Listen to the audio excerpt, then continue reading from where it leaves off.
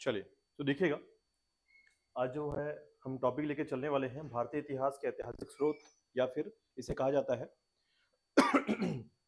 हम एक historical source की बात करने वाले हैं जो इंडियन हिस्ट्री के लिए बहुत इंपॉर्टेंट है, ध्यान रखिएगा। और आज के टॉपिक से हमेशा एक क्वेश्चन बनता है, ये ध्यान रखिएगा, ठीक है। मतलब कल जो है आपने एक बेसिक्स इंफॉर्मेशन पढ़ा कि इतिहास के अंतर्गत क्या क्या चीजें जानना है और क्या क्या पढ़ना है इसमें, ठीक है। अब उसी के आधार पर समझिएगा कि जो भारत का इतिहास है, यह इतिहास ना अपने आप में अद्वितीय है। क्यों ऐसा है?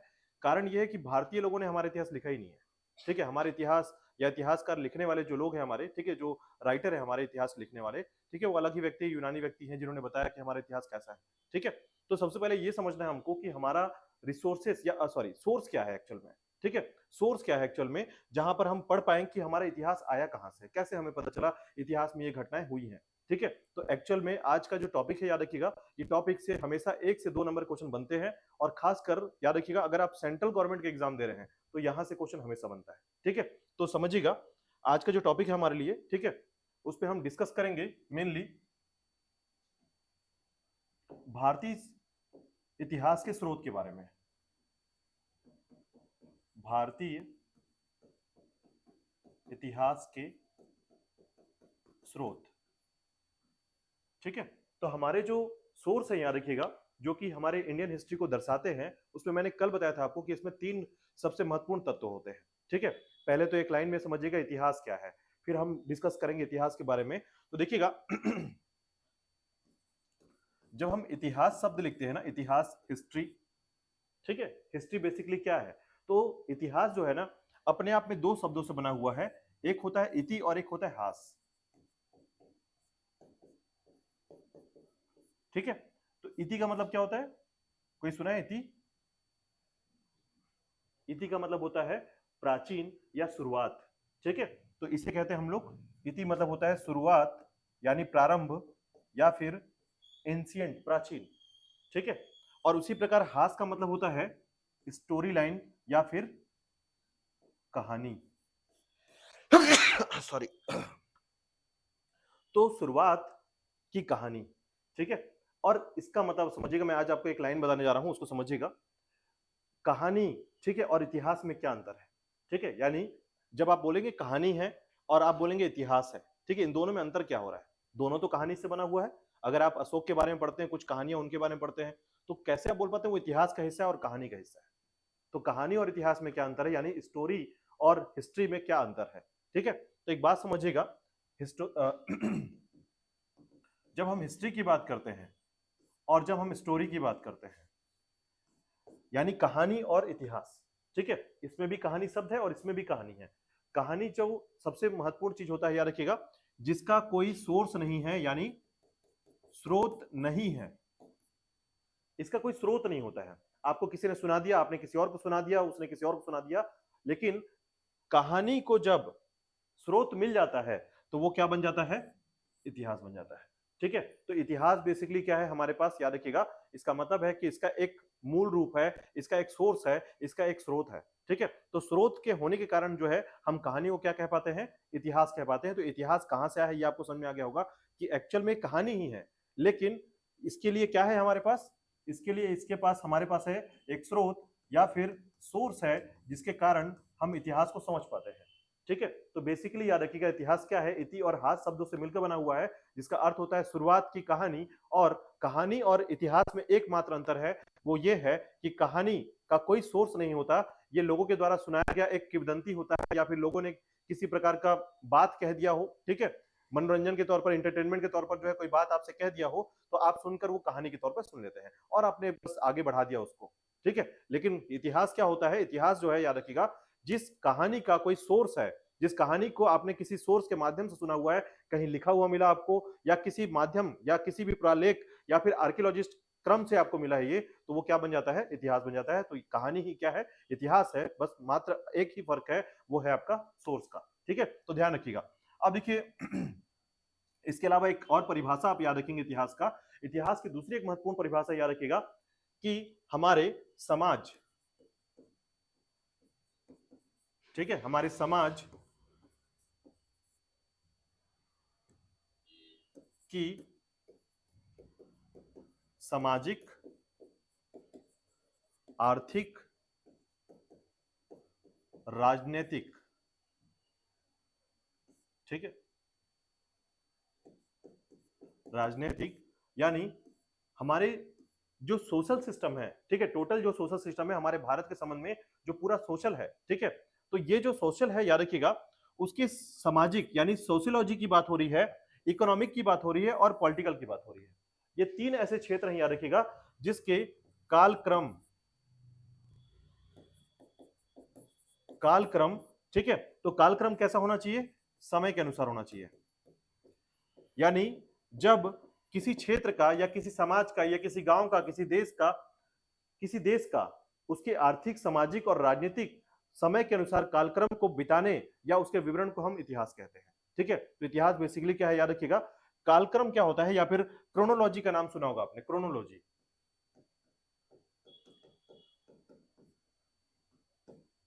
तो क्रोनोलॉजी क्या होता है, यह समय है, याद रखिएगा, क्रोनोलॉजी एक प्रकार से समय है जो एक पर्टिकुलर, ठीक है, एक कालक्रम या सीक्वेंस में चलता है और अपने क्षेत्र के, ठीक है, अपने क्षेत्र के एरिया के क्या करता है, सामाजिक, आर्थिक, राजनीतिक और कालक्रम को जो है दर्शाता है, इतिहास कहलाता है। ठीक है, तो इतिहास को सामान्य तौर पर आप ऐसे भी एकदम सरल लाइन या इजी वे में कह सकते हैं कि इतिहास प्राचीन समय से लेकर अब तक की वह घटना है या वह पिक्चराइजेशन है जिसका एक मूल सोर्स है, जिसका एक सोर्स है और जो हमारे समय के अनुसार जो है कालक्रम को दर्शाता है। ठीक है, तो इतिहास है जहां पर आप पढ़ते हैं कि इस एडी में ये हुआ था, ये घटना ये हुआ था। ठीक है, तो बेसिकली इतिहास क्या है, ध्यान रखिएगा, इतिहास जो है दो शब्दों से बना हुआ है, इति और हास से बना हुआ है। ठीक है, और इसका जो मुख्य है, जैसे अगर आप इसको हिस्ट्री भी कहेंगे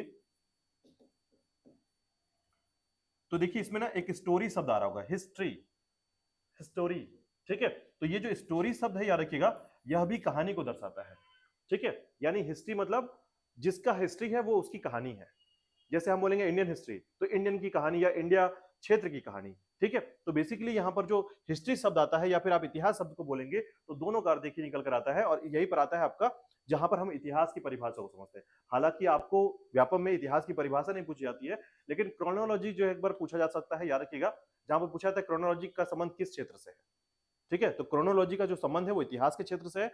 समय के क्रमानुसार घटना को हम क्रोनोलॉजिकल सीक्वेंस कहते हैं या डिस्क्रिप्शन कहते हैं। तो क्रोनोलॉजिकल डिस्क्रिप्शन क्या है, ध्यान रखिएगा कि इतिहास के समय के अनुसार घटनाओं को, ठीक है, समय के अनुसार जो कालक्रम बीते चला गया है या सीक्वेंस जो कि टाइम के हिसाब से चला है, उसी को हम कहते हैं क्रोनोलॉजिकल डिस्क्रिप्शन। ठीक है, या क्रोनोलॉजिकल घटनाएं। ठीक है, चलिए, तो यहां से कुछ बेसिक्स आपने समझ लिया होगा। ठीक है, इसके बाद देखिएगा मैं एक इतिहास के स्रोत के बारे में बात करूं तो समझिएगा जो सोर्स है हमारे पास इतिहास के, उसके तीन प्रमुख स्रोत हैं। ठीक है, इन स्रोतों में सबसे पहला जो है इसे कहा जाता है साहित्यिक स्रोत,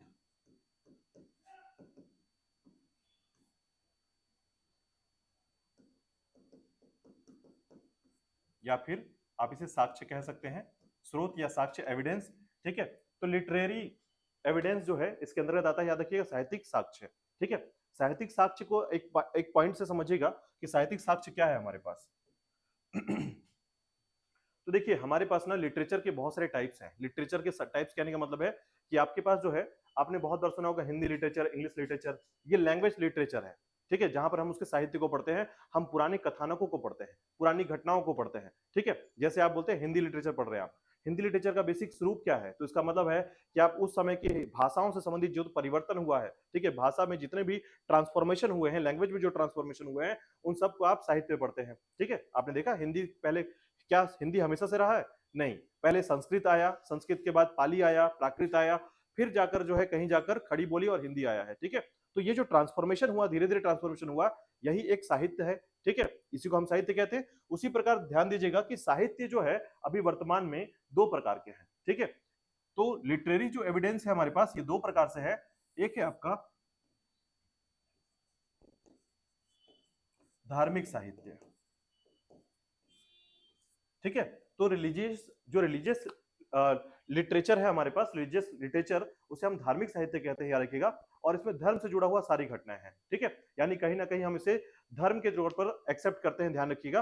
तो धर्म के तौर पर एक्सेप्ट करने के कारण जो है इसे हम धार्मिक साहित्य कहते हैं। ठीक है, जैसे कि वेद, पुराण। ठीक है, तो ध्यान दीजिएगा कि इसके अंदर क्या क्या चीजें आ जाती हैं, तो याद रखिएगा इसमें आता है वेद,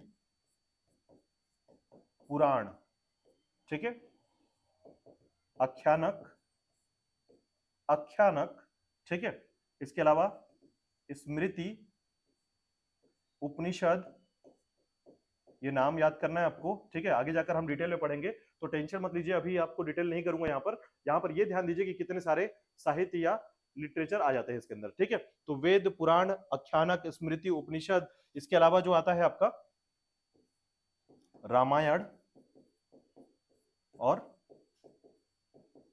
महाभारत, ठीक है। तो ये सभी क्या है, ये सभी है धार्मिक साहित्य, इनको हम धार्मिक साहित्य कहते हैं, ठीक है। अब इसी के बाद देखिएगा एक होता है आपका लौकिक साहित्य।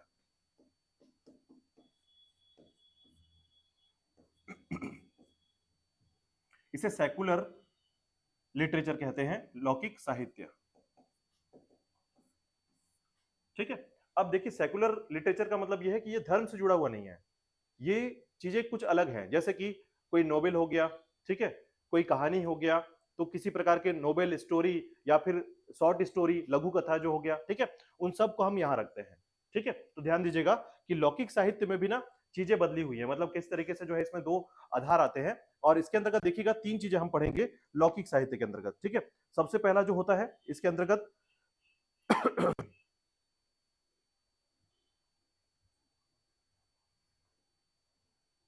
तो देखिएगा इसके अंतर्गत आता है आपका जिसे हम कहते हैं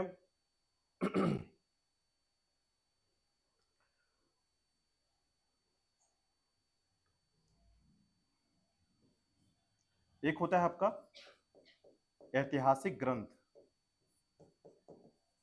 ऐतिहासिक ग्रंथ का मतलब होता है, याद रखिएगा, ऐसे ग्रंथ या फिर ऐसी घटनाएं, जैसे मैंने कल बताया था आपको कि मेगास्थनीज ने क्या लिखा था, इंडिका लिखा है, ठीक है। जैसे मैंने बताया था कल आपको कि हिस्ट्री के फादर या जनक कौन है, हेरोडोटस। इसके पुस्तक का नाम पता है किसी को, हेरोडोटस की किसी पुस्तक का नाम पता है आपको, हिस्टोरिका, ठीक है। इसने, याद रखिएगा, यूनानी लैंग्वेज में जो है, ठीक है, रोमन क्रम पर जो है लिखा है इसने, हिस्टोरिका लिखा हुआ है, ठीक है। तो उसके पुस्तक का नाम है हिस्टोरिका, ठीक है। उसी प्रकार टॉलमी का, प्लिनी का, ऐसे बहुत सारे जो राइटर हैं याद रखिएगा, और खासकर जो है ट्रेवलर जिसे कह सकते हैं याद रखिएगा, जो कि इंडिया में ट्रेवल किए इन्होंने, तो उनके बारे में भी थोड़ा सा आपको उनके पुस्तकों का नाम याद रखना है, ठीक है। डाइमेकस कब आया था ये ध्यान रखना पड़ेगा, ठीक है। मेगास्थनीज कब आया है, ठीक है। तो प्रॉपर आपको ध्यान रखना पड़ेगा कि कौन कौन कब कब भारत में आया है, उसकी एंट्री कब हुई है, और उसने एंट्री जब किया उस समय शासक कौन था, किंग कौन था, और उस समय आपको यह भी ध्यान रखना पड़ेगा कि उसने कौन सी पुस्तक लिखी है और कौन से सब्जेक्ट की पुस्तक लिखी है, ठीक है। कई बार ऐसा क्वेश्चन पूछा जाता है कि फारस की खाड़ी के संबंध में किसने अपनी पुस्तक लिखी है, ठीक है। तो उस लेवल तक जाना है आपको, तो चीजों को ध्यान रखिएगा। और जब मैं आपको, देखिए, मैं आपको टॉपिक पढ़ाता जाऊंगा हर दिन, जो है ना, आपको टॉपिक पढ़ाऊंगा, और हम लोग जो है लगभग 45 से 60 दिन की क्लास करने वाले हैं हिस्ट्री के बारे में। इन 60 दिन की क्लास में जब मैं आपको बोलूंगा ये इंपॉर्टेंट है, आप उसको अंडरलाइन कर लीजिएगा, वो आपके दिन का क्वेश्चन होगा, ठीक है, ताकि आप ध्यान रखिए कि ये क्वेश्चन जो है आने वाले संबंध में बहुत इंपॉर्टेंट होगा, ठीक है। तो ये ध्यान रखिएगा। तो देखिएगा लौकिक साहित्य में आता है आपका ऐतिहासिक ग्रंथ, ठीक है। ऐतिहासिक ग्रंथ वही ग्रंथ होते हैं याद रखिएगा जो हिस्ट्री में हमारे किसी पुरुष के द्वारा लिखे गए हैं, मतलब किसी व्यक्ति या राइटर के द्वारा लिखे गए हैं। हिस्टोरिकल ग्रंथ या स्कल्पचर कहलाता है, याद रखिएगा, इसे हिस्टोरिकल स्कल्पचर कहते हैं, ठीक है। तो ग्रंथ तो जैसे कोई व्यक्ति ने लिख दिया, ठीक है। अब मान लीजिए अमीर खुसरो ने कोई पुस्तक लिखी है, तो ऐतिहासिक ग्रंथ में आएगा वो, ठीक है। तो जिसको आप भगवान से जुड़ा हुआ तो नहीं मानेंगे, तो रिलीजियस जो होते हैं ना वो इस तरफ होते हैं, ठीक है। अच्छा, धार्मिक साहित्य भी दो प्रकार के होते हैं, इसको मैं अभी डिस्कस करूंगा आगे जाकर, ठीक है। एक होता है ब्राह्मण ग्रंथ, ठीक है, और एक होता है ब्राह्मणेतर ग्रंथ, ठीक है। तो जो ब्राह्मण ग्रंथ क्या है, एक तरीके से आप ऐसा समझिएगा कि हमारे धर्मों के बारे में जब रिलीजियस तरीके से जो है किसी ग्रंथ में लिखा गया हो, ठीक है, धर्म के बारे में, तो वो हमारा ब्राह्मण ग्रंथ है, ठीक है। जैसे कि ये सारे वेद, पुराण, आख्यानक, स्मृति, उपनिषद, रामायण, महाभारत जो है, ये सभी लिखे गए हैं किस तरीके से, ब्राह्मण ग्रंथ के तौर पर, ये ब्राह्मण ग्रंथ कहलाते हैं, याद रखिएगा, ठीक है। तो ब्राह्मण ग्रंथ क्यों कहते हैं, क्योंकि ब्राह्मणों के द्वारा लिखे गए हैं ये, ठीक है। अब ब्राह्मणेतर ग्रंथ क्या होता है, यानी कि ब्राह्मणों के बाद कौन सा धर्म आया हमारे पास, तो जैन धर्म और बौद्ध धर्म आया, ठीक है। तो उन धर्मों को हम, या उन जो रिलीजियस जो ग्रंथ है उनको उनको हम अलग से कहेंगे धार्मिक ग्रंथ, लेकिन वो अलग प्रकार के ग्रंथ होंगे, ठीक है। ध्यान रखिएगा कौन कौन से धर्म, जैन धर्म और बौद्ध धर्म, ठीक है। चलिए आगे डिस्कस करेंगे इसके बारे में, लेकिन फिलहाल याद रखिएगा ऐतिहासिक ग्रंथ हो गया, ठीक है, पहले नंबर पर। उसके बाद देखिए गल्प साहित्य। ठीक है, गल्प साहित्य। अब ये गल्प साहित्य अगर आपने नाम नहीं सुना है तो ध्यान रखिएगा, गल्प साहित्य क्या होता है। ठीक है, तो देखिएगा गल्प साहित्य का सीधा सा असर जो होता है याद रखिएगा, जिसे हम कहते हैं गल्प साहित्य के तौर पर फिक्शन राइटिंग। ठीक है, तो फिक्शन राइटिंग क्या है यहां पर, फिक्शन राइटिंग बेसिकली क्या होता है, जैसे आपको हंसाने के लिए कोई नाटक लिख दिया गया हो, ठीक है, आपको इंटरटेनमेंट करने के लिए, आपके इंटरटेनमेंट के लिए जो है कुछ लिख दिया गया हो, कोई स्टोरी लिख दिया गया हो, तो उसे कहते हैं हम लोग गल्प साहित्य। ठीक है, तो गल्प साहित्य याद रखिएगा कि इस प्रकार की रचनाएं या राइटिंग जिसमें हम इंटरटेनमेंट के लिए या फिर काल्पनिक तरीके से, ठीक है, जिसको हम इमेजिनरी, जैसे आपने देखा होगा जो फेरी टेल्स की जो कहानी होती है, हमने काल्पनिक रूप से जो है कहानी लिख दिया गया है। ठीक है, उस समय ऐसा हुआ था, कहीं बाहर बड़ा राक्षस था और राक्षस जो है उसमें एक राजकुमार था, राजकुमार ने राक्षस को मारा, एक काल्पनिक पूरी तरीके से। तो गल्प साहित्य जो होते हैं ना, इमेजिनरी या फिक्शन राइटिंग होते हैं, ध्यान रखिएगा। ठीक है, इसमें पूरी चीजें कैसी होंगी, काल्पनिक होती हैं जनरली।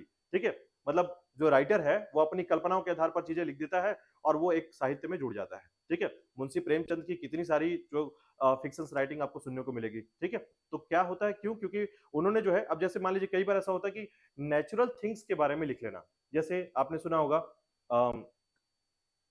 जैसे महादेवी वर्मा की कुछ राइटिंग आपने सुने होंगे, ठीक है, जिसमें पहाड़ जो है ना, ये बात भी कर रहा है और काम भी कर रहा है। मतलब पहाड़ जो है एक तरीके से काम कर रहा है, माउंटेन जो है सोचिए बात करेगा आपसे, लेकिन कल्पना में कर रहा है वो। नदियां बात करी, पहाड़ और नदियों के बारे में आपस में बात जो है ये दर्शाया गया है। ठीक है, तो इस प्रकार की कुछ राइटिंग जो होते हैं याद रखिएगा, जहां पर कल्पना के तौर पर राइटर जो है अपना कल्पना लिखता है, इमेजिनर अपनी इमेजिन को लिखता है, याद रखिएगा, उसे हम कहते हैं गल्प साहित्य। ठीक है, क्लियर है, गल्प साहित्य कभी शब्द आए तो याद रखिएगा। इसके बाद देखिएगा तीसरा जो होता है गल्प साहित्य के बाद, जिसके बाद तीसरा होता है याद रखिएगा जीवनी या नोबेल, जीवनी ग्रंथ। ठीक है, तो ये सभी कहलाते हैं याद रखिएगा आपके लौकिक साहित्य। इसको और सरलता से समझना है तो आप ऐसा कह सकते हैं इसमें, जैसे कि कई बार ऐसा होता है कि हम कई बार ऐसा होता है हमारे सामने कि हम जो है जब जीवनी नोबेल या बायोलॉजिकल कोई राइटिंग करते हैं याद रखिएगा, तो उसमें क्या होता है, हमारे पास सारी जानकारी मिलती है। ठीक है, तो आप उसको देखिए बेसिक तरीके से भी समझ सकते हैं। देखिएगा कि साहित्य जो है ना दो प्रकार से हो सकते हैं, एक तो धर्म से जुड़ा होगा, क्योंकि प्रारंभिक समय में सनातन धर्म या धर्म से जुड़ा हुआ चीजें जानकारी मिलती है। ठीक है, उसके बाद जैसे ही आप इधर आते हैं तो याद रखिएगा, उसके बाद इंसानों ने जो अपनी पुस्तक लिखी है, जो अलग अलग घूम घूम कर जो पुस्तकें लिखी है, या फिर जितने प्रकार की पुस्तक जो प्राचीन समय में लिखी गई हैं, वो सभी ऐतिहासिक में आता है। लेकिन धर्म भी यहाँ पर दो भागों में बटा हुआ है। कारण क्या है, कुछ धर्म पहले आए हुए थे, उस समय के जो राइटिंग है, जैसे कि वेद पुराण आख्यानक स्मृति उपनिषद रामायण और महाभारत, ये पहले लिखे जा चुके थे। ठीक है, लेकिन जैसे ही अगर आप इसके बाद में पढ़ेंगे धार्मिक साहित्यों में ही, तो यहां से एक और नया कहानी स्टार्ट होता है, जो कि ब्राह्मणेतर, यानी आप ऐसा कह सकते हैं आफ्टर ब्राह्मण। ठीक है, आफ्टर ब्राह्मण स्क्रिप्चर। ठीक है, तो यहां पर जो साहित्य या लिटरेचर है याद रखिएगा ब्राह्मणेतर कहलाता है, इसे ब्राह्मणेतर कहते हैं। ठीक है, तो ब्राह्मणेतर जो होता है याद रखिएगा, इसके बाद का जो समय आया है ना, उसे हम ब्राह्मणेतर साहित्य कहते हैं, लिटरेचर कहते हैं। और इसके अंतर्गत दो धर्म आते हैं याद रखिएगा, एक है जैन ग्रंथ और एक है आपका बौद्ध ग्रंथ। ठीक है, जैन ग्रंथ और बौद्ध ग्रंथ जो है ब्राह्मणेतर साहित्य है, ध्यान रखिएगा, जिसे हम आफ्टर ब्राह्मीण स्क्रिप्चर कह सकते हैं। ठीक है, याद रखिएगा, तो ये क्या है, सभी साहित्य है, ध्यान रखिएगा। इतने चीजों को आप पढ़ेंगे इसमें, जो हमारे साहित्य के स्रोत में शामिल होंगे। ठीक है, तो जैसे मान लीजिए एग्जाम्पल तौर पर, अब इसको आप कब पढ़ने वाले हैं, तो जैसे ही हम लोग वैदिक काल पढ़ेंगे, वैदिक काल में इन सबको डिटेल करेंगे वहां पर, क्योंकि वहीं पर इनको सबको लिखा गया है। वैदिक कालों में ही क्या किया गया, धीरे धीरे वेदों को लिखने के बाद पुराण आख्यानक स्मृति वेदांग, ठीक है, रामायण महाभारत, इन सब के बारे में वहां पर पढ़ते हैं आप। ठीक है, तो यहाँ पर पहले आप इसको पढ़ेंगे, उस सीक्वेंस से पढ़ेंगे। फिर उसके बाद देखिएगा, उसके बाद आता है आपका जैन ग्रंथ और बौद्ध ग्रंथ। तो वहां पर भी आप जब जैन धर्म के बारे में पढ़ेंगे, बौद्ध ग्रंथ के बारे में पढ़ेंगे, तो वहां पर आप इसके डिटेल में पढ़ेंगे। जैसे भगवती सूत्र के बारे में पढ़ेंगे आप। ठीक है, भगवती सूत्र जो है जैन धर्म से महत्वपूर्ण एक ग्रंथ है, याद रखिएगा, जहां पर जैन धर्म के जो लोग हैं उसको बहुत मानते हैं। ठीक है, जैसे हम गीता को मानते हैं, है ना, जैसे हिंदू धर्म जो है गीता को मानते हैं। ठीक है, उसी प्रकार कुरान को माना जाता है, उसी प्रकार बाइबल को माना जाता है, उसी प्रकार याद रखिएगा भगवती सूत्र को, ठीक है, माना जाता है। तो सभी धर्मों में ना अपने अपने लिए जो है कहीं ना कहीं एक महत्वपूर्ण धार्मिक ग्रंथ और ऐतिहासिक ग्रंथ शामिल किए गए हैं। ठीक है, चलिए अब इसके बाद देखिएगा, नेक्स्ट है आपका अब इसके बाद देखिएगा जो विदेशी यात्रा, ठीक है, यहां से हम शामिल करेंगे। इसी के अंतर्गत जो है यहां पर विदेशी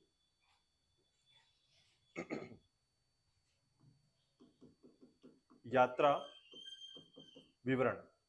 बेसिकली देखिएगा, जो फॉरेनर लोगों ने, ठीक है, फॉरेनर कहने का मतलब है भारत से बाहर से आए ये लोग, ठीक है, तो भारत से बाहर आने के कारण इसे फॉरेनर कहा जाता है, ठीक है। मुख्य तौर पर तीन ही देश के बारे में आप पढ़ते हैं, याद रखिएगा, मतलब मेनली हम तीन ही देशों के बारे में पढ़ते हैं, और तीनों देश जो है ना बेसिकली हमारे यहाँ जो हमारे नॉर्थ पार्ट में है, ठीक है, यानी भारत के नॉर्थ पार्ट में जैसे चाइना हो गया, ठीक है, यूनान हो गया, ठीक है, और उसके अलावा अरब देश हो गया।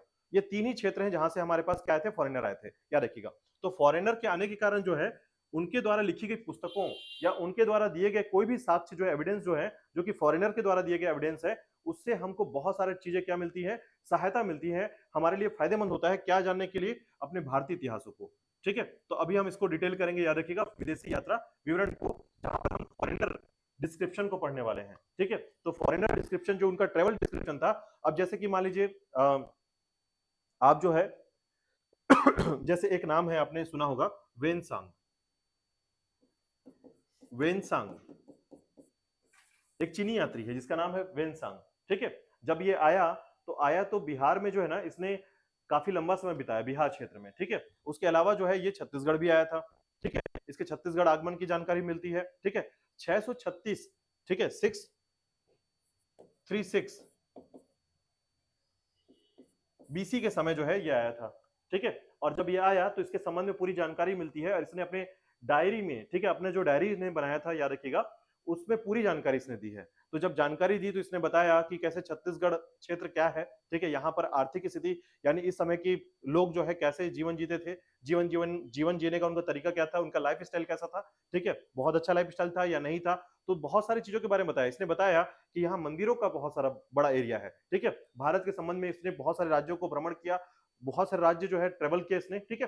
तो ये जो जब राज्य में ट्रेवल किया तो इसने हर चीज बताया कि किस देश में, किस राज्य में क्या क्या होता है, ठीक है। तो बहुत सारी घटनाएं जो अपनी डायरी में लिखी। इस डायरी का नाम जो है आपने सुना होगा,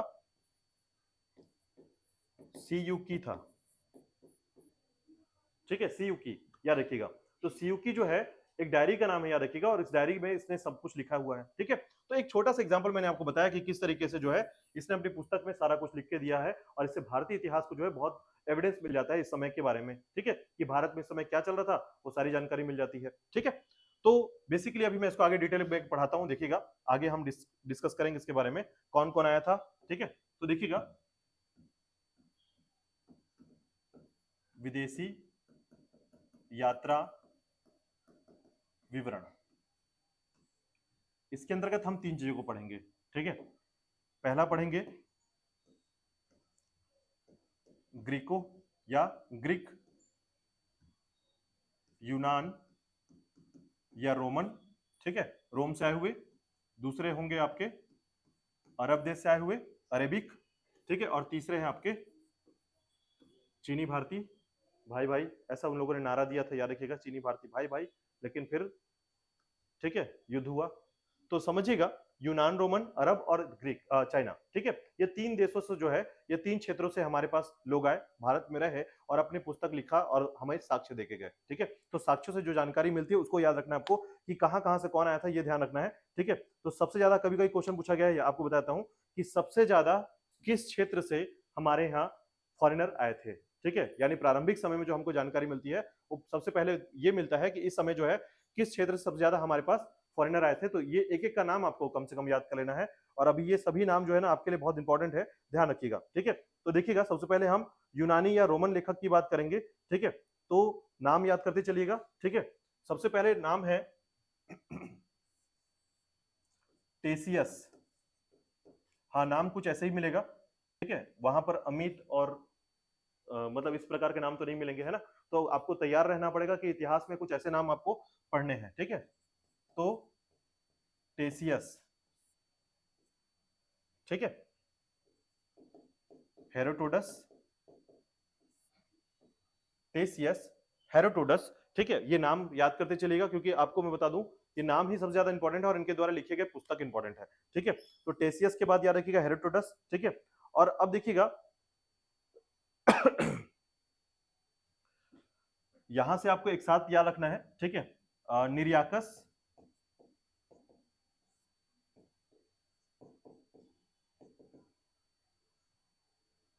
आरेस्टिबुलस, निरियाकस, आरेस्टिबुलस, ठीक है। एक एक करके मैं थोड़ा डिटेल भी आपको इनके बारे में बताऊंगा, थोड़ा सा नाम याद करेंगे आप इसको, ठीक है। आरेस्टिबुलस, और एक नाम याद रखिएगा, आने सिक्रेटस, आने सिक्रेटस। ये तीन लोग को तो ऐसे ही याद कर लीजिएगा, ये तीनों क्योंकि किसके साथ आए थे, सिकंदर के साथ आने वाले तीन व्यक्तियों में से कौन शामिल नहीं है, ये क्वेश्चन पूछा गया था। आप चाहे तो इसको पहला क्वेश्चन आज का बना सकते हैं इसको, ठीक है, याद रखने के लिए, कि अगर आपको याद करना है तो यहां से याद करना चालू कर दीजिएगा, ठीक है। तो निरियाकस, आने सिक्रेटस, अरिस्टिबुलस, ठीक है। 3-4 बार बोल के देखिएगा, आपके मेमोरी मसल्स में जाना चाहिए बात। जब तक आप इसको बोलेंगे नहीं, एग्जाम में आप बोल ही नहीं पाएंगे और आपको याद भी नहीं आएगा, ठीक है। तो पहला नाम क्या है, निरियाकस, ठीक है, निरियाकस बोल पा रहे हैं। दूसरा नाम क्या है, अरिस्टिबुलस, और तीसरा है आने सिक्रेटस, ठीक है। ये तीनों किसके साथ आए थे, सिकंदर के साथ आए थे, ध्यान रखिएगा, ठीक है। चलिए इसके बाद देखिएगा, इसके बाद है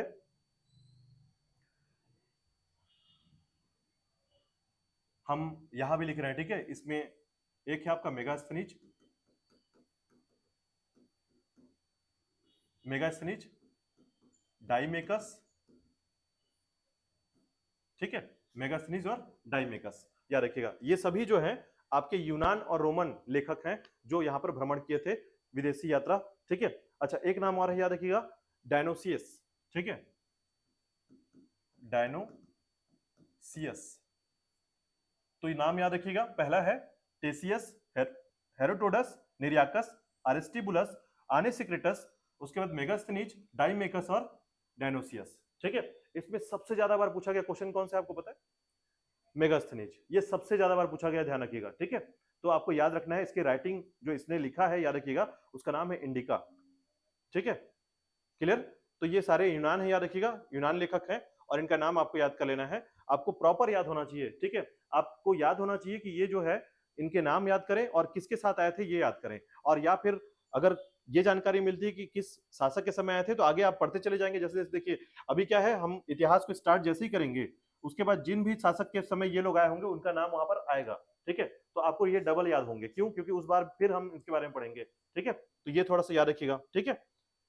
चलिए इसके बाद देखिएगा, हम लोग अरेबिक जो लेखक हैं उनके बारे में देखेंगे। तो देखिएगा अरेबिक जो लेखक थे, अरबी लेखक जिसे अरेबिक राइटर जिसकी बात करेंगे, ठीक है। तो इसमें 4 लोग का नाम याद रखना है आपको, ठीक है। तो सबसे पहला है आपका सुलेमान, ठीक है, सुलेमान अल मसूदी, अल मसूदी, सुलेमान अल मसूदी इब्न बतूता, ठीक है, सुलेमान अल मसूदी और इब्न बतूता। और एक नाम याद कर लीजिएगा जिसे कहा जाता है, बहुत फेमस है और इसके बारे में पूछा जाता है, अल बरूनी, ठीक है। जिस प्रकार से रोमन में याद रखिएगा मेगास्थनीज बहुत इंपॉर्टेंट है, उसी प्रकार अरेबिक में आपका अल बरूनी जो है सबसे ज्यादा बार पूछा गया क्वेश्चन है, ठीक है। तो ये आपका दूसरा और तीसरा क्वेश्चन है, ध्यान रखिएगा। चाहे वो सरल समझ के देखिए अभी आप इसको, क्योंकि अगर आपने पहली बार इतिहास अगर आप पढ़ रहे हैं, हिस्ट्री के बारे में पहली बार पढ़ रहे हैं, तो ये आपके लिए टफ क्वेश्चन ही है, याद रखिएगा। क्योंकि ये याद नहीं होने वाला कि अलबरूनी कैसे आया था, कब आया था, ये चीजें अभी आप क्लियर नहीं कर पाएंगे। इसलिए जो है चीजों को बस अपने मसल्स मेमोरी में जाने दीजिए, मेमोरी में जाने दीजिए, और उसके बाद इसे हम आगे जाकर डिटेल करेंगे, प्रॉपर तरीके से करेंगे, ठीक है। तो याद रखिएगा मेगास्थनीज जो है एक यूनानी है, और अलबरूनी क्या है, एक अरेबिक है, अरब अरब से आया हुआ है, ठीक है। अब देखिएगा उसी के बाद चीनी, ठीक है। इनके नाम तो कभी जिंदगी में याद नहीं हो पाएंगे, लेकिन फिर भी मैं कुछ नाम ऐसे याद कराने की आपको कोशिश करूंगा जो कि चीनी के तौर पर जो है जाने जाते हैं, ठीक है। तो इसमें 3 नाम आपको याद रखना है, बहुत जरूरी है, लेकिन टोटल जो है वो 4 है, ठीक है। तो 3 नाम सबसे ज्यादा जरूरी है और 4 इसमें आए थे चीनी यात्री, ठीक है। तो सबसे पहले नाम याद रखेंगे, देखिए कुछ तो राजकुमार थे, चीनी राजकुमार भी आए हुए थे, याद रखिएगा, ठीक है। एक है आपका फाहयान, सुंगयुन, ठीक है, फायान, सुंगयुन, और उसके अलावा एक है आपका वेनसांग, अभी जस्ट मैंने वेनसांग के बारे में बताया, वेनसांग और एक है आपका इत्सिंग। ठीक है, ये चार हैं, याद रखिएगा, जो कि विदेशी यात्रा करते हुए जो है इन्होंने अपनी पुस्तक लिखी है। ठीक है, तो जो अपनी पुस्तक लिखी है यही लोगों ने लिखा और आपको अपना इतिहास दिया ताकि आप अपने इतिहास के बारे में जान सकें। इससे हमें सहायता मिलता है, ध्यान रखिएगा। ठीक है तो देखिए, अब किसके बारे में क्या फैक्ट है मैं वो आपको बताता चलता हूं, थोड़ा सा ध्यान दीजिएगा। ठीक है, सबसे पहले तो याद रखिएगा, टेसियस जो है, इससे क्वेश्चन पूछा गया था टेसियस के बारे में। टेसियस जो है कहां से था? ठीक है, तो टेसियस जो है याद रखिएगा, ये ईरान से है, ईरान क्षेत्र से संबंधित है, याद रखिएगा। टेसियस ईरान, ठीक है, ईरान से संबंधित है, याद रखिएगा। यही क्वेश्चन इससे पूछा गया था। ठीक है, उसके बाद दूसरा पूछा गया था, याद रखिएगा, कि इतिहास के पिता और पुस्तक। ठीक है, तो पहला तो याद रखिएगा, इतिहास के पिता कौन है? हेरोडोटस। इसने कौन सी पुस्तक लिखी थी? हिस्टोरिका। ठीक है, हिस्टोरिका। अच्छा, कुछ पुस्तक हमारे पास ऐसे भी प्राप्त हुए हैं जिनके लेखक का नाम अज्ञात है, अननोन है, हम उसको जान ही नहीं पाते कि वो कौन है। ठीक है, तो ऐसे कारणों से सिर्फ पुस्तक का नाम याद रखना है आपको और उसमें किस बारे में लिखा गया है वो याद रखना है आपको। ठीक है, चलिए आगे देखेंगे इसके बारे में। फिर देखिएगा, सिकंदर के साथ आने वाले तीन व्यक्ति का नाम याद रखिएगा, निरियाकस, अरिस्टिबुलस, आनेसिक्रेटस। ठीक है, तो ये तीन नाम है, याद रखिएगा, जिसमें ये नाम आपको याद कर लेना है, निरियाकस, अरिस्टिबुलस और आनेसिक्रेटस। ठीक है, ये जैसा भी कीजिए रट लीजिए, जैसा भी कीजिए, क्योंकि कुछ नाम ऐसे हैं जिनको रटना ही पड़ेगा। तो निरियाकस से स्टार्ट कीजिएगा, अरिस्टिबुलस बोलिएगा और उसके बाद आनेसिक्रेटस, अरिस्टिबुलस, आनेसिक्रेटस। ठीक है, अब उसके बाद देखिएगा, नाम आता है आपका मेगास्थनीज का और इसने लिखा था इंडिका। इसके पुस्तक का नाम है इंडिका, ध्यान रखिएगा। ठीक है, अभी हाल फिलहाल में जो टीचर का एग्जाम हुआ था उसमें पूछा गया था आपका, ठीक है, कि इंडिका के राइटर कौन है। ठीक है, तो टीचर के एग्जाम में जब ऐसे क्वेश्चन आते हैं, याद रखिएगा, व्यापम के एग्जाम में ऐसे क्वेश्चन आते हैं, तो ये बहुत सरल है, समझिए, मतलब आपके लिए पेपर सरल बन रहा है। ठीक है, वरना वो होगा क्या, इतना टफ कर दिया जाता है कि क्वेश्चन जो है कभी कभी समझ में नहीं आता। और भारत के इतिहास में क्वेश्चन जो है हमेशा सरल ही होते हैं, बस आपको ये एक बार पढ़ लेना है अच्छे से, इतिहास एक बार अच्छे से पढ़ लीजिए, आपके लिए पेपर सरल ही रहेगा। क्यों? क्योंकि इसके बारे में ना लोग अंदर जाकर पढ़ते ही नहीं है, और आज आप पढ़ रहे हैं 10 दिन बाद ये नाम भूलेंगे, याद रखिएगा।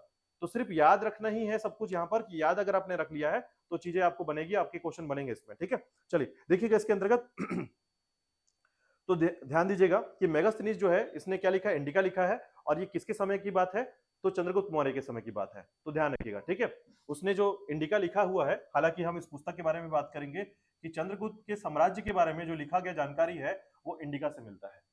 ठीक है, इस समय उनके जो सैनिक व्यवस्था थी, किस प्रकार से वो अपने पॉलिसी चलाते थे इस समय के स्थिति में, तो उनके बारे में जो जानकारी मिलती है वो इंडिका के बारे में मिलती है, याद रखिएगा, इंडिका से मिलती है। ठीक है, अब इसके बाद देखिएगा, डाइमेकस जो है ये किसके समय आया हुआ था, तो नाम याद रखिएगा, अशोक के बेटे का नाम क्या था, किसी को आइडिया है?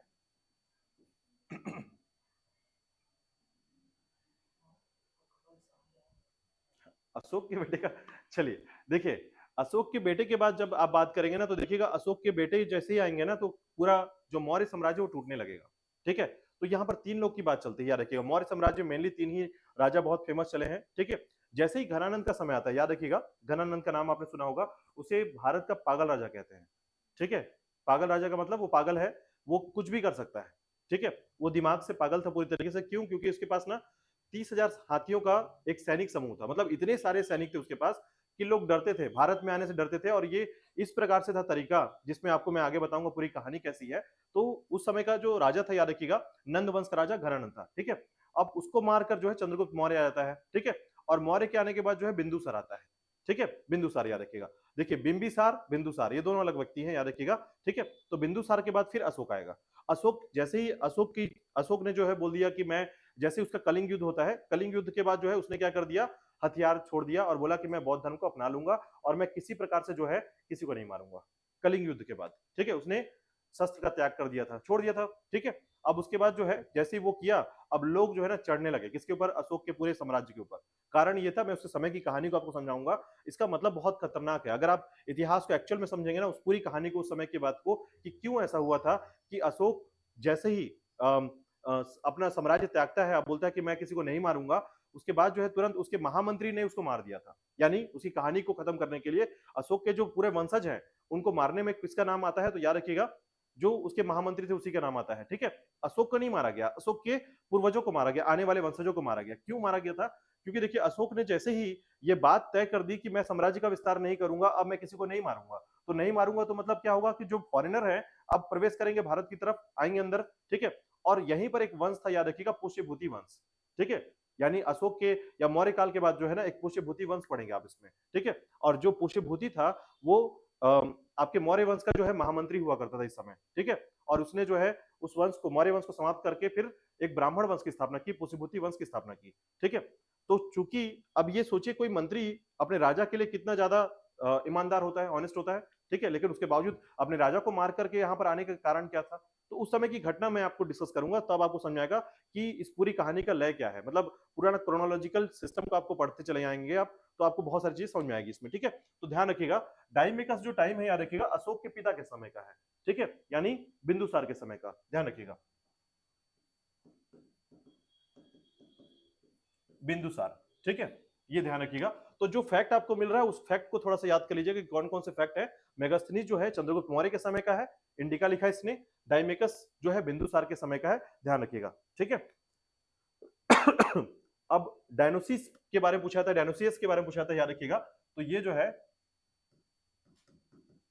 अशोक के समय आया था, अशोक के समय का, ठीक है, अशोक के समय में डायनोसियस। अब देखिए आते हैं अरब जो लेखक थे उनके बारे में, अरब राइटरों के बारे में। तो याद रखिएगा अरब राइटर जो है ना उनमें सबसे इंपॉर्टेंट कौन है? तो याद रखिएगा मैंने बताया था आपको अलबरूनी, ठीक है। इसकी पुस्तक के बारे में बहुत ज्यादा पूछा था, याद रखिएगा। इसने देखिए क्या लिखा था, याद रखिएगा, इसने लिखा है तहकीके हिंद, ठीक है, तहकीके हिंद। तो याद रखिएगा इसकी पुस्तक के बारे में पूछा था कि किसने लिखा है तहकीके हिंद।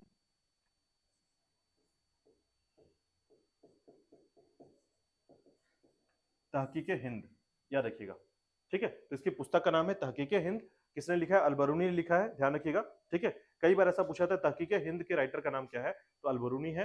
किस क्षेत्र से संबंधित है? तो अरब क्षेत्र से संबंधित है, ध्यान रखिएगा, ठीक है। और अगर आप जैसे इब्न बतूता की बात करेंगे तो याद रखिएगा इब्न बतूता बहुत लेट आया हुआ था, मोहम्मद बिन तुगलक के समय का ये है, ठीक है, मोहम्मद बिन तुगलक के समय का है इब्न बतूता है, ठीक है। चलिए इसके बाद देखिएगा दो व्यक्ति और हैं, ठीक है, जो यूनानी है, ठीक है, वहां पर जगह नहीं था, हम इधर लिख लेते हैं उनके बारे में। और ये राइटर है, बहुत महत्वपूर्ण राइटर है, जो कि मैंने अभी आपको शुरुआती समय में नाम बताया इनका, ठीक है। तो यहां पर मैं बताता हूं, देखिएगा, एक है टॉलमी का नाम, टॉलमी नाम याद रखिएगा, और एक है आपका प्लिनी, टॉलमी और प्लिनी, ठीक है।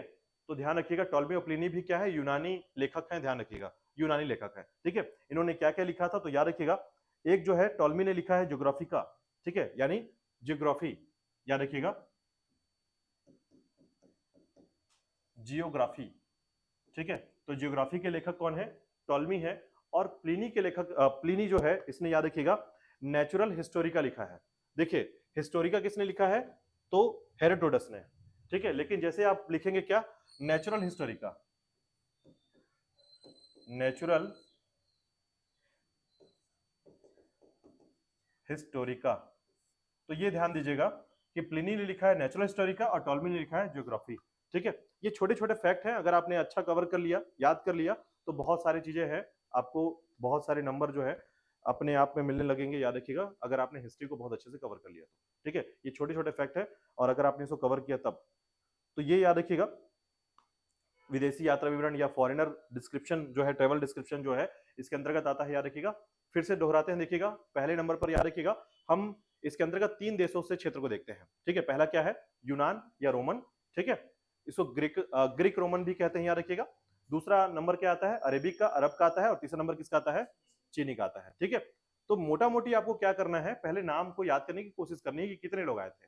नंबर याद कर लीजिए दिमाग में ना, अगर आपके पास नंबर है तो दिमाग आपका खोज कर निकाल लेगा कि कितने नंबर कौन कौन है, ठीक है। सबसे पहले नाम याद रखिएगा टेसियस, ठीक है, टेसियस, ठीक है। दूसरे नंबर पर देखिए आप चाहे तो टेसियस को सेकंड कर लीजिए, हेरोडोटस से याद कर लीजिए, क्योंकि अगर आपको सबसे पहले जो याद होगा ना वो हेरोडोटस ही याद होगा सबसे पहले, ठीक है। तो हेरोडोटस को पहले नंबर पे याद कर लिया, टेसियस दूसरे नंबर पे याद कर लिया आपने, ठीक है। और उसके बाद तीन व्यक्तियों का नाम याद कर लिया जो सिकंदर के साथ आए थे, ठीक है। पहला नाम क्या है? निरियाकस। दूसरा नाम क्या है? आरेस्टिबुलस, ठीक है। तीसरा है आने सिक्रेटस, ठीक है। ये तीन नाम याद कर लिया आपने। अब इसके बाद देखिएगा नाम याद करेंगे, ऊपर से जाएंगे तो मेगास्थनीज का नाम, ठीक है। देखिए ये तीन जो है सिकंदर का जो टाइम जोन है ना, एक्चुअली में ये चंद्रगुप्त मौर्य से मिलता जुलता है, ठीक है। जब आप सिकंदर के बारे में पढ़ेंगे, इसके समय में लिखे गए राइटिंग कुछ आप देखेंगे, कुछ ऐसा पुस्तक देखेंगे तो उसमें ना सिकंदर का नाम भी कुछ नाम मिलेगा, ठीक है। तो सिकंदर के लेवल पर आपको चंद्रगुप्त का नाम और चंद्रगुप्त के लेवल पर सिकंदर का नाम जो है समकालीन यानी एक ही टाइम के जोन पर मिलेगा, एक टाइम जोन पर मिलता है, ठीक है। तो ये ध्यान रखिएगा, निराकस, अरेस्टिबुलस और अनेसेक्रेटस है, ठीक है। इसके बाद नाम याद रखिएगा मेगास्थनीज का नाम, चंद्रगुप्त मौर्य के बाद। तो चंद्रगुप्त मौर्य के बाद उसका बेटा कौन हुआ? बिंदुसार, ठीक है। उसके समय कौन आया था? डाइमेकस। उसका बेटा कौन हुआ? अशोक। अशोक के समय आया था डायनोसियस, ठीक है। ये 5-6 नाम आपने याद कर लिया। फिर देखिएगा टॉलमी और प्लिनी का नाम मत भूलिएगा, ठीक है। तो पहले टॉलमी आया, फिर प्लिनी आया। तो टॉलमी ने लिखा क्या? जियोग्राफिका, ठीक है, जियोग्राफी कहा जाता है, जियोग्राफिका बोलते हैं इसको। और दूसरा है आपका प्लिनी, प्लिनी ने लिखा है आपका नेचुरल हिस्टोरिका। देखिए हिस्टोरिका किसने लिखा है? हेरोडोटस ने, लेकिन नेचुरल सब जुड़ जाएगा तो वो चला जाएगा किसी पास? प्लिनी के पास, ठीक है। ये याद कर लीजिएगा। अब उसके बाद देखिएगा अरब में आपको 4 नाम याद करने हैं, अरब वाले में, ठीक है। एक है सुलेमान, ठीक है, दूसरा है अल मसूदी, तीसरा क्या है आपका? इब्न बतूता, ठीक है, इब्न बतूता याद रखिएगा। और चौथा है अल बरूनी, ठीक है। हालांकि इब्न बतूता अल बरूनी के, देखिए ये ना बाद में आया है, ये पहले आया है, ठीक है। अल बरूनी जो है पहले आया है और इसने पुस्तक लिखी थी तहकीके हिंद, ठीक है, तहकीके हिंद लिखा है। अब उसके बाद 4 क्षेत्र याद रखिएगा, जिसमें फायान, सुंगयून, ठीक है, वेनसांग और इसिंग है। सबसे ज्यादा पूछा जाता है, याद रखिएगा, फायान और वेनसांग को सबसे ज्यादा, ठीक है। तो ये ध्यान रखिएगा, फायान और वेनसांग को सबसे ज्यादा पूछा जाता है इसमें, ठीक है। इनके संबंध में एक बात याद रखिएगा, फायान और वेनसांग के संबंध में, ठीक है, जहां पर आपको ये बात याद रखनी है इसमें, ये इनके बारे में, क्योंकि इन्होंने जो है ना पुस्तक ना लिख करके क्या किया है, अपनी डायरी लिखी है, ठीक है। तो इनके संबंध में इनकी डायरी का जो नाम है ना वो पूछा जाता है। तो मैं अभी डिटेल जब पढ़ाऊंगा इसके बारे में, जिस जिस समय ये आए थे उनके बारे में उसको वहीं पर डिस्कस करूंगा, ठीक है। फायान के बारे में, सुंग्यून के बारे में, वेनसांग के बारे में, इत्सिंग के बारे में, ठीक है, याद रखिएगा। चलिए इसके बाद देखिएगा, अब तीसरे नंबर पर आता है आपका, यहां पर हम देखते हैं विदेशी यात्रा देख लिया आपने, ठीक है। अब तीसरे नंबर पर ध्यान दीजिएगा, एक नाम और भी हम इसमें शामिल कर लेते हैं, जो कि आप एक्स्ट्रा में इसको शामिल कर लीजिएगा, वो है आपका आर्कियोलॉजिस्ट एविडेंस, ठीक है, पुरातात्विक साक्ष्य।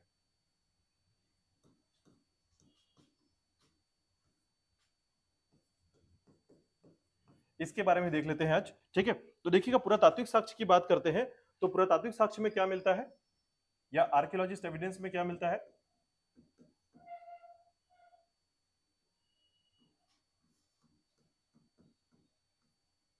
तो ध्यान दीजिएगा, पुरातात्विक साक्ष्य में हम 3 चीजों को देखते हैं, बहुत महत्वपूर्ण, ठीक है। ये 3 चीजें क्या क्या हो सकती हैं?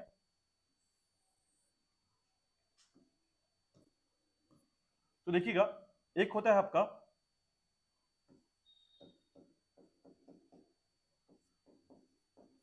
पुरातात्विक स्थल, ठीक है, आर्कियोलॉजिस्ट प्लेस, ठीक है। ये भी हमें जानकारी देता है, याद रखिएगा, कि ऐसे प्लेस जो कि काफी पुराने हैं, याद रखिएगा। इसके अलावा जो है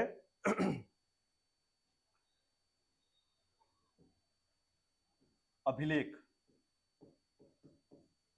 इंस्क्रिप्शन, ठीक है, चाहे आप शिलालेख की बात कर लीजिए, ठीक है। तो याद रखिएगा, शिलालेख की बात कर लिए या फिर आप अगर वुड स्क्रिप्ट की बात कर लिए, ठीक है, वुड स्क्रिप्ट का मतलब होता है स्तंभ लेख, ठीक है। तो सभी के सभी इसके अंतर्गत आते हैं, याद रखिएगा अभिलेख। अभी सबसे ज्यादा जो आपको याद रखना है वो अभिलेख ही याद करना है, मतलब आज का जो टॉपिक है, और आज के लिए सबसे ज्यादा मैंने बोला कि आज के टॉपिक में सबसे ज्यादा जो आपको याद रखना है, हम इसी को कवर करने वाले हैं आज, ठीक है, अभिलेखों के बारे में। इसके बाद देखिएगा, तीसरा नंबर पर आता है आपका क्वाइंस, ठीक है, मुद्राएं या करेंसीज कह सकते हैं आप। अच्छा, आप सोच रहे हैं मुद्राओं से क्या पता चलेगा? बताइए, मुद्राओं से कैसे क्या कुछ पता चल सकता है इतिहास के बारे में?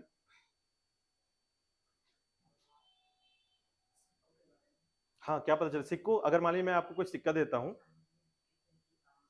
ठीक, हाँ, चलिए इसको देख लेते हैं, थोड़ा समझिएगा कि एक्चुअल में जब हम मुद्रा की बात करते हैं, करेंसी की बात करते हैं ना, तो सिर्फ कॉइन्स नहीं है इसमें, इसमें वैल्यू करता है। अब मान लीजिए कि एक राजा है, ठीक है, गुप्त काल का, गुप्त वंश का, गुप्त डायनेस्टी का, ठीक है, ये सोने के सिक्के छपवाता था, सिर्फ सोने के सिक्के। तो आप ये कह पाएंगे ना कि इस समय की आर्थिक स्थिति बहुत अच्छी थी, ठीक है।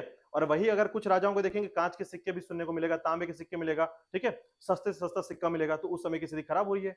यानी इतिहास में उस समय का सामाजिक पहलू कैसा था, उस समय की आर्थिक या इकोनॉमिकल पोजीशन कैसी थी हमारे देश की, वो हमें जानकारी मिलती है, ठीक है। तो इसलिए हम क्या करते हैं, मुद्राओं के भी बारे में पढ़ते हैं, इसे एपिग्राफी कहा जाता है, ठीक है। तो अगर आप, सॉरी, इससे जो है ना मुद्राओं की शिक्षा के संबंध में आप एक बात याद रखिएगा कि इसके अंतर्गत जब आप चीजों को पढ़ेंगे, मुद्राओं के बारे में पढ़ेंगे, याद रखिएगा, तो इसे कहा जाता है, अच्छा ये एक क्वेश्चन भी पूछा गया था, याद रखिए, यहां से क्वेश्चन पूछा गया था कि मुद्रा शास्त्र को क्या कहा जाता है, मुद्रा शास्त्र, ठीक है। तो जब मुद्रा शास्त्र जो हम पढ़ते हैं, याद रखिएगा, इसे कहा जाता है न्यू मिसमेटिक्स, न्यू मिसमेटिक्स, ठीक है। तो मुद्रा शास्त्र या मुद्रा के अध्ययन या स्टडी करने को क्या कहते हैं हम लोग, याद रखिएगा, सिक्कों के अध्ययन या कॉइन के जब भी आप स्टडी करते हैं, उसके बारे में स्टडी करते हैं, उसे कहा जाता है न्यू मिसमेटिक्स, ठीक है, न्यू मिसमेटिक्स, ठीक है।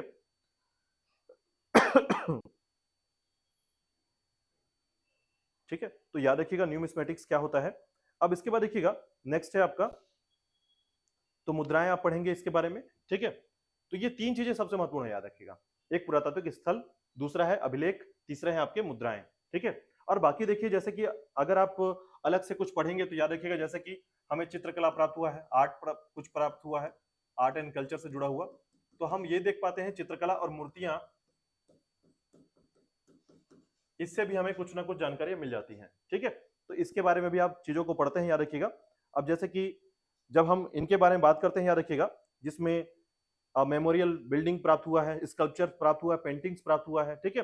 तो ये जो सारी चीजें हैं, याद रखिएगा, ये दर्शाती है कि भारत में किस समय में कौन सा राजा किस प्रकार का स्वभाव रखता था, या उसका जो हॉबी था, या वो किस तरीके से देश को चलाना चाहता था, उसके बारे में संबंधित जानकारी मिलती है, ठीक है। तो बेसिकली देखिएगा, आपको 3 से 4 चीजें याद रखनी है।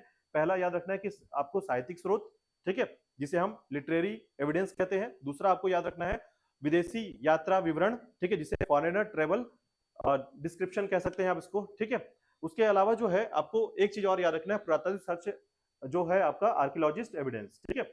अब देखिए, कभी कभी ऐसा होता है कि आपको यह पूछा जा सकता है कि मुद्रा जो है, मुद्रा की शिक्षा या मुद्रा या सिक्कों के अध्ययन को हम क्या कहते हैं, ठीक है। तो ये संबंधित क्वेश्चन जो है एक बार पूछा गया था, वो अभी तक एक ही बार आया है, मतलब इन 12 सालों में मैंने एक ही बार इस क्वेश्चन को देखा है कि पूछा गया था न्यू मिसमेटिक्स क्या है, ठीक है। तो लिखा गया था, बहुत सारे ऑप्शन थे उसमें, तो ध्यान रखिएगा कि अगर मुद्रा नहीं मिलता है, करेंसी नहीं मिलता है, तो वो लिखा रहेगा कि पुरातात्विक साक्ष्य जानने के स्रोत, ठीक है। तो इस प्रकार से मिल सकता है, लेकिन इसे मुद्रा शास्त्र या फिर आप ये कह सकते हैं कि जब क्वाइन के बारे में जब हम पढ़ते हैं, याद रखिएगा, जब उसकी स्टडी करते हैं, क्वाइन के बारे में बहुत ज्यादा माइक्रो लेवल पर हम स्टडी करते हैं, तो उसे हम कहते हैं न्यू मिसमेटिक्स, ठीक है। चलिए, अब इसके बाद देखिएगा, इसमें आपको 3-4 चीजें याद रख लेनी है, ठीक है। सबसे पहले ध्यान दीजिएगा कि अगर स्क्रिप्ट्स को पढ़ना है हमको, ठीक है, कोई भी स्क्रिप्ट जो कि रिकॉर्डेड है, अभिलेख जिसे कहते हैं हम लोग, याद रखिएगा, इनको पढ़ना है तो पहले हम ये ध्यान दें कि हमारे यहाँ स्क्रिप्ट्स जो है कैसे कैसे लिखे गए हैं, यानी लिपि, ठीक है। तो हमको 3 लिपियों का नाम याद रखना है पहले तो, ठीक है। तो अभिलेख को लिखने में उस समय की मैंने आपको बताया था, ऐतिहासिक क्रम पर हमारे यहाँ लिपि या स्क्रिप्ट्स होते थे, ठीक है। जैसे आप कोई शब्द लिख पाते हैं तो अभी आप देवनागरी लिपि का प्रयोग करते हैं, स्क्रिप्ट का प्रयोग करते हैं, देवनागरी का, ठीक है। तो उसी तरीके से जो है ना, इस समय 3 लिपियां चलती थी, ध्यान रखिएगा। कौन कौन सी 3 लिपियां थी? तो ये 3 लिपियां जो थी, याद रखिएगा, इस समय में इतिहास में सबसे ज्यादा इसके बारे में जानकारी मिलती है। एक है आपका ब्राह्मी लिपि, ब्राह्मी स्क्रिप्ट, दूसरा है आपका खरोष्टी लिपि, ठीक है, ब्राह्मी लिपि, खरोष्टी लिपि, और उसके बाद जो है एक है, याद रखिएगा, आरमेइक लिपि, अरामाइक भी कहते हैं, याद रखिएगा, अरामाइक लिपि या आरमेइक लिपि, ये 3 लिपियों का नाम याद रखिएगा, ठीक है, जो सबसे पहले हमारे साक्ष्य को जानने में इंपॉर्टेंस देता है, ठीक है, एविडेंस को जानने में यही 3 लिपि सबसे बड़ा काम करता है, याद रखिएगा, ठीक है। तो अगर आपसे कभी क्वेश्चन पूछा जाए कि अशोक के अधिकतर शिलालेख या इंस्क्रिप्शन, ठीक है, किस लिपि में या स्क्रिप्ट में लिखे गए हैं, तो ध्यान रखिएगा, ब्राह्मी में सबसे ज्यादा मिलेंगे आपको। यानी अशोक ने क्या किया था, पहली बार जो है ना, पत्थरों पर सारी पॉलिसी लिखवा दी थी। मतलब पहली बार ऐसा हुआ था कि भारत में किसी राजा ने जो है अपनी पॉलिसी या नीतियां जो है कहां लिखी थी, पत्थरों में लिखी थी। इसी को शिलालेख कहा जाता है, ठीक है। तो शिलालेख में याद रखिए किस लिपि में लिखा गया था, वो लिपि में लिखा गया था, ठीक है। अब देखिए खरोष्टी की क्या खास बात है, ध्यान रखिएगा कि जब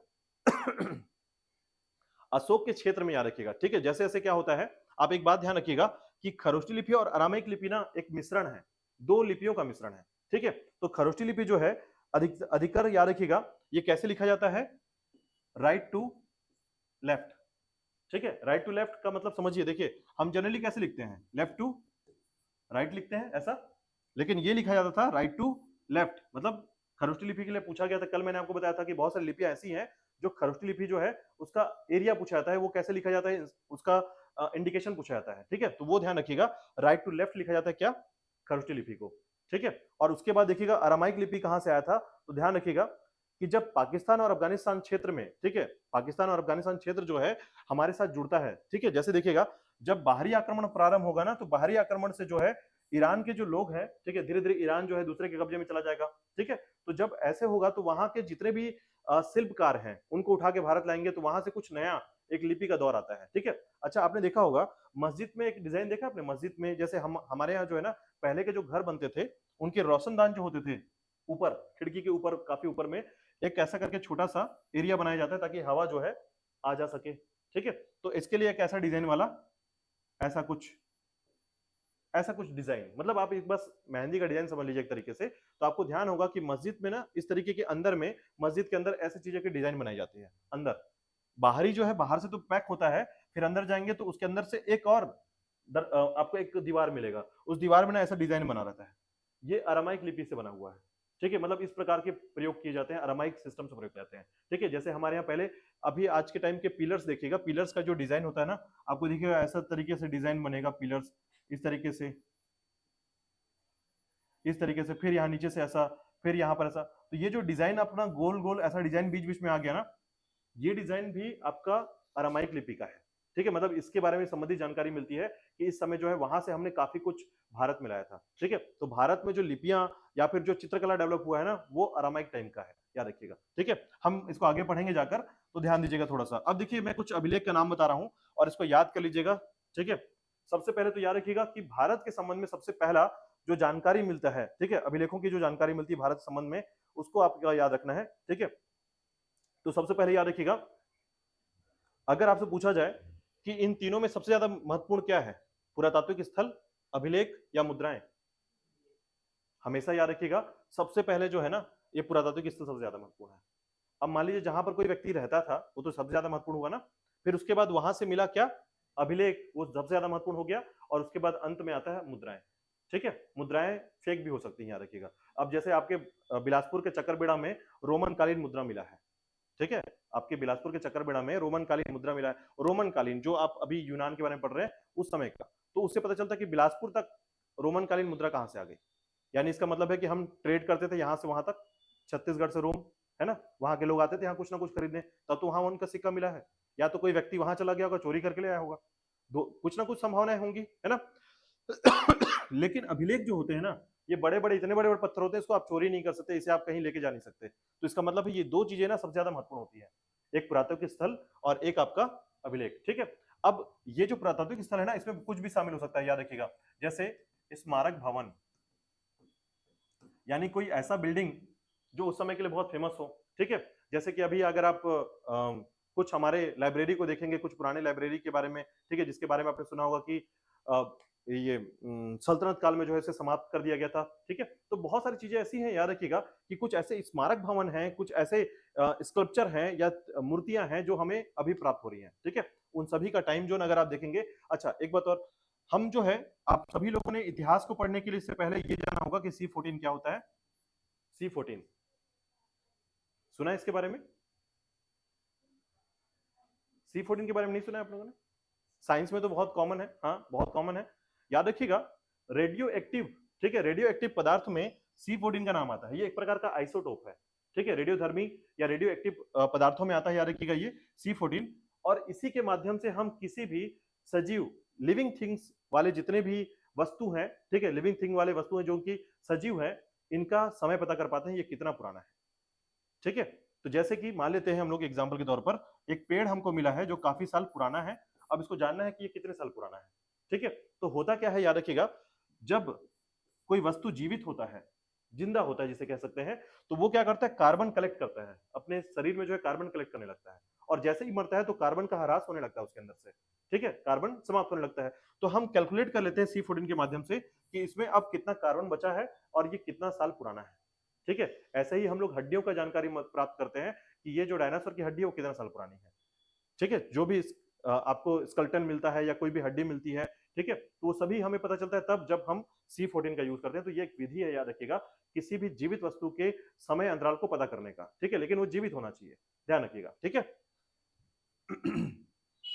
जीवित होने के बाद मरना, ठीक है, उसके बाद हम उसके बारे में जानकारी प्राप्त कर सकते हैं, क्योंकि उसके अंदर कार्बन क्या करता है, कलेक्ट होता है, ठीक है। तो याद रखिएगा। चलिए कुछ अभिलेखों का नाम देखिएगा। तो मैं आपको सबसे पहले एक नाम बताता हूं और इसको IMP रखिएगा, ठीक है। इसका नाम है बोगज कोई अभिलेख। बोगज कोई अभिलेख। अभी तक जो है 3 बार एक क्वेश्चन पूछा गया है बोगज कोई अभिलेख के बारे में। इसका नाम याद रखिएगा, बोगज कोई अभिलेख का, ठीक है। कहां से प्राप्त हुआ था? मध्य एशिया से, सेंट्रल एशिया से प्राप्त हुआ था, ठीक है। और अगर आपसे पूछा जाए कि भारत के संदर्भ में सबसे प्राचीन अभिलेख कौन सा है, सबसे एंशियंट इंस्क्रिप्शन, ठीक है, तो याद नाम रखिएगा, बोगज कोई अभिलेख, ठीक है। कहां से प्राप्त हुआ था? सेंट्रल एशिया से, याद रखिएगा, मध्य एशिया से प्राप्त हुआ था।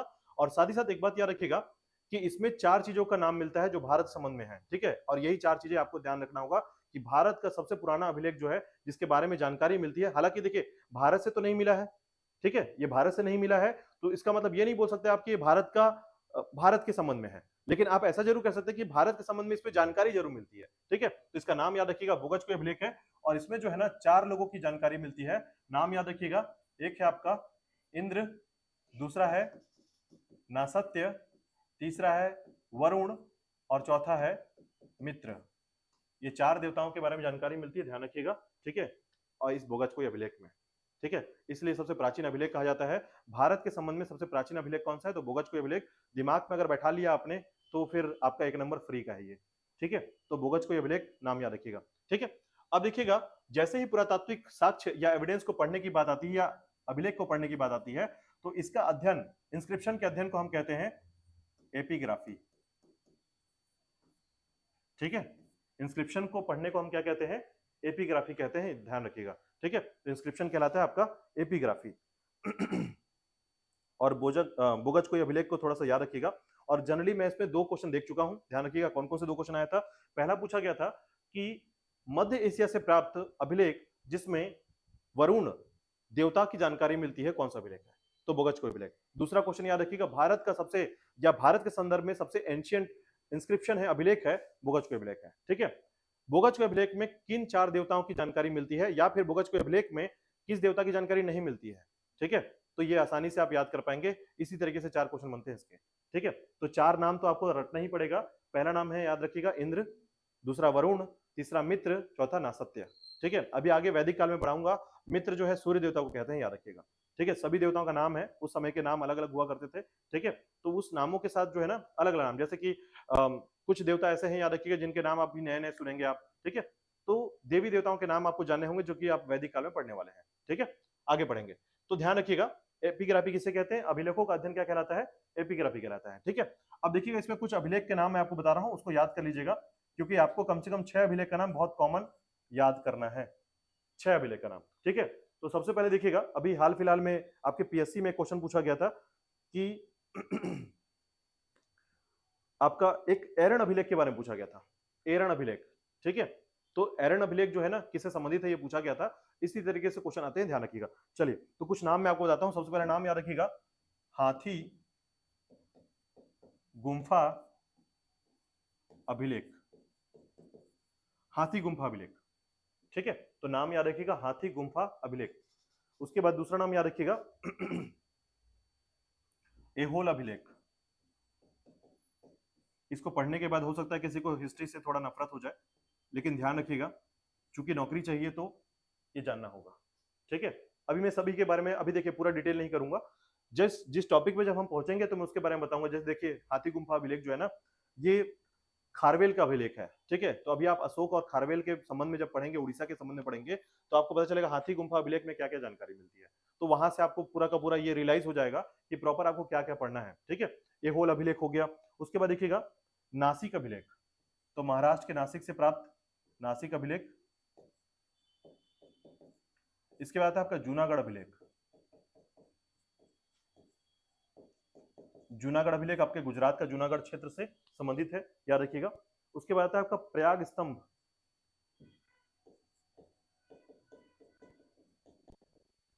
प्रयाग स्तंभ अभिलेख, तो ये प्रयाग स्तंभ अभिलेख जो है ना, इसे प्राग प्रशस्ति भी कहते हैं। ठीक है, कई बार आपने सुना होगा कि प्रयागराज जो नाम आज किया गया है, इलाहाबाद का नाम प्रयागराज किया गया है, तो ऐसा क्यों किया गया था? क्योंकि पहले भी उसका नाम क्या था? प्रयाग था। यहां से प्रूफ होता है, देखिए प्रयाग स्तंभ, एक्चुअल में इसका नाम एक्चुअल ये कहाँ मिला है? इलाहाबाद में। ठीक है, तो उसका नाम पहले से ही प्रयागराज था या प्रयाग कहा जाता था। ठीक है, तो बाद में बस वहां के मुख्यमंत्री ने, उत्तर प्रदेश के मुख्यमंत्री ने क्या कर दिया, नाम फिर से पुनः नवाना लगा दिया वहां पर। ठीक है, तो प्रयाग स्तंभ अभिलेख याद रखिएगा। इसके बाद जो है आपका, एक है आपका मंदसौर अभिलेख। मंदसौर अभिलेख, ठीक है, तो ये नाम है, कुछ याद रखने हैं आपको, और ये नाम जो है ना संबंधित है, याद रखिएगा। अभी मैं इनके राजाओं के नाम संबंधित नहीं बताऊंगा आपको, क्योंकि काफी लंबा समय जो है हमें इसके साथ बिताना है, ये टॉपिक के साथ चलना है, और सभी अभिलेख आपको सुनने को मिलेगा, चिंता मत करिए। ये सारे अभिलेख जो है आगे जाकर हम पढ़ने वाले हैं, इनको डिटेल से पढ़ने वाले हैं। ठीक है, जैसे खारवेल के बारे में पढ़ेंगे आप, तो हाथी गुम्फा अभिलेख के बारे में पढ़ेंगे आप। ठीक है, जो भी जानकारी मिलती है उसके संबंध में आपको यही इनका नाम ही लेना है। देखिए कभी भी किसी शासक का नाम आप पढ़ेंगे ना, या उसके बारे में डिटेल में पढ़ेंगे, तो आप पढ़ेंगे पहले कि इसका साक्ष्य कहाँ से मिलता है, तो फिर आप बोलेंगे कि एहोल अभिलेख से इसका साक्ष्य मिलता है, एरण अभिलेख से इसका साक्ष्य मिलता है। ठीक है, हाथी गुम्फा अभिलेख से इसका साक्ष्य मिलता है, या फिर प्रयाग प्रशस्ति से इसका साक्ष्य मिलता है। जैसे समुद्रगुप्त के बारे में आपने सुना होगा। ठीक है, तो समुद्रगुप्त जो है ना, याद रखिएगा, समुद्रगुप्त जो है, इसे भारत का नेपोलियन के तौर पर देखा जाता है। ठीक है, भारत का नेपोलियन, क्योंकि इसने जो है ना, जो अपना विजय अभियान चलाया था, मतलब इसने जो है एक बार जीतने का प्रणाली कभी हारा ही नहीं है। ठीक है, आपको बताऊंगा कि श्रीलंका तक जो है ना, पूरे भारत को जीतने के बाद में कुछ ऐसे राजा भी हैं जो श्रीलंका को 50-50 सालों तक शासन किए हैं श्रीलंका में जाकर। इसलिए कल मैंने बताया कि जब भारत के बारे में पढ़ेंगे आप, तो आपको पूरे देश के बारे में सुनने को मिलेगा, अफगानिस्तान से लेकर पूरा का पूरा जो आपका नेपाल वाला क्षेत्र है। ठीक है, उसके बाद आपका म्यांमार का क्षेत्र है। ठीक है, उसके बाद श्रीलंका का क्षेत्र है, ये सभी भारत के ही हिस्से हुआ करते थे, और इन राजाओं ने जो है अपने अपने टाइम पर ये जीत कर रखा हुआ है। ठीक है, तो सबसे पहले नाम याद रखना है आपको, हाथी गुम्फा अभिलेख, एहोल अभिलेख। ठीक है, उसके बाद नासिक अभिलेख, जूनागढ़ अभिलेख, उसके बाद प्रयाग प्रशस्ति या प्रयाग स्तंभ, उसके बाद मंदसौर अभिलेख। ठीक है, इसके बाद भी कुछ अभिलेख है जो आगे हम जाकर पढ़ेंगे, याद रखिएगा, जैसे कि ग्वालियर अभिलेख, देवपाड़ा अभिलेख। ठीक है, ये सभी अभिलेख हैं जो कि आगे जाकर आप सुनने वाले हैं। ठीक है, इसके बाद देखिएगा कुछ और फैक्ट्स मैं आपको बता दूं।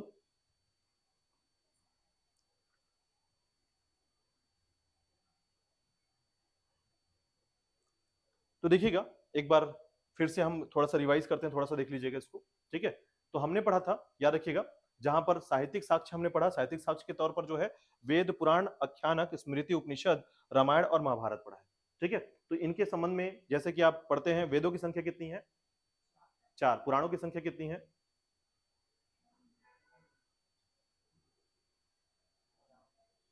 18 पुराण है।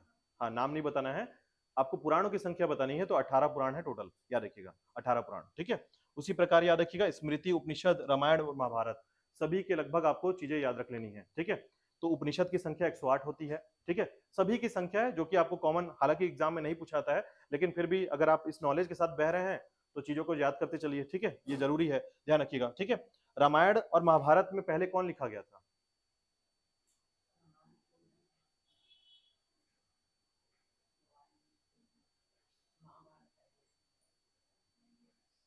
पहले रामायण का टाइम आया है या पहले महाभारत का टाइम आया है? पहले रामायण का टाइम आया है, लेकिन उसके बावजूद याद रखिएगा महाभारत को पहले लिखा गया है। ठीक है, तो महाभारत पहले लिखा गया और फिर बाद में रामायण लिखा गया है, और इसकी कहानी भी मैं आपको बताऊंगा कि किस तरीके से इसे लिखा गया, पहले कितने श्लोक थे, उसके बाद कितने श्लोक आए हैं इसमें। ठीक है, तो पूरे फैक्ट्स के साथ चलेंगे, चिंता मत करिए। इतना पहला वाला जो दिन है आपका, इसमें हल्का फुल्का आपने जो याद किया है उसको आपको देखना है, इसमें ये तो अपने आप याद हो जाएगा, क्योंकि आने वाले समय में ना आपको इसको बहुत अच्छे से पढ़ना है। यहाँ पर आपको याद करने वाली चीजें करनी है जो सबसे ज्यादा है, वो इसी पार्ट पे याद करना है बेसिकली। ठीक है, क्योंकि इसके बाद वाला जो पार्ट है ना, ये अपने आप बार में आएगा, लेकिन ये वाला जो पार्ट है ना, ये अगर आपके दिमाग में रहेगा तो रिपीट टू रिपीट अगर आप कवर करते जाएंगे तो ये बार बार आपको याद करने की जरूरत नहीं पड़ेगी। ठीक है, एक बार आपने याद रख लिया कि नेचुरल हिस्टोरी का जो है किसने लिखा है, ये बार बार ऑप्शन में आएगा ना, तो वहां पर टॉलमी और प्लिनी में ही कंफ्यूजन हो जाएगा कि टॉलमी ने लिखा है कि प्लिनी ने लिखा है। ठीक है, तो टॉलमी जो है ना, इसने ज्योग्राफी का लिखा है, ज्योग्राफी लिखा है, और उसने जो है प्लिनी लिखा है आपका नेचुरल हिस्टोरी का। ठीक है, तो ये ध्यान रखना है। चलिए आज के लिए इतना ही करेंगे, कल का टॉपिक रहेगा हमारा, कल से मैं स्टार्ट करूंगा आपका इतिहास, और इतिहास में जो है सबसे पहले हम स्टार्ट करेंगे स्टोन एज को। ठीक है, स्टोन एज या फिर पूरा पाषाण काल, या फिर आप स्टार्ट करेंगे पहला जो टॉपिक है हमारा वहां पर, ठीक है, हम कल डिस्कस करेंगे इसके बारे में। ठीक है, बताइए कोई डाउट है इसमें, कोई क्वेश्चन है तो आप लोग पूछ सकते हैं। ठीक है, ऑनलाइन में भी पूछ सकते हैं, जो कोई क्वेश्चन अगर लग रहा है इसमें कोई डाउट है तो।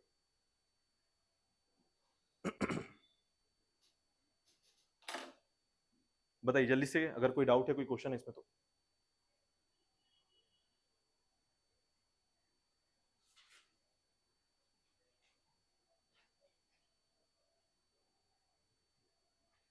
चलिए।